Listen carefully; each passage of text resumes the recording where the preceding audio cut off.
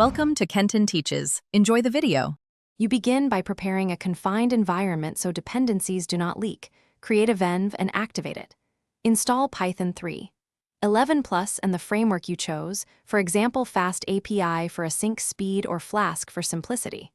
Once done, scaffold routes, a basic app factory, and a requirements file. Make sure to initialize Git now and commit your working scaffold. This saves time and gives you a rollback point. You will iterate from this reproducible baseline. You now implement the core.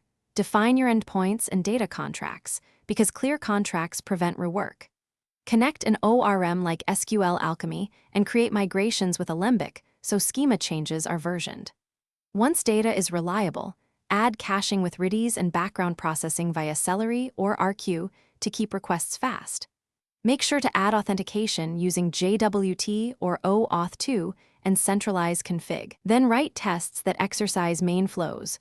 Automated tests catch regression. You finalize by containerizing the app and wiring up continuous integration so builds are repeatable. Push images to a registry and deploy with health checks. Once live, add structured logging, metrics, and alerts so you know when performance slips. Run load tests and configure graceful shutdowns to avoid losing requests. If something breaks, check the app logs and trace the request path. Correlate request ID across services to isolate the failing component quickly, then roll back if needed.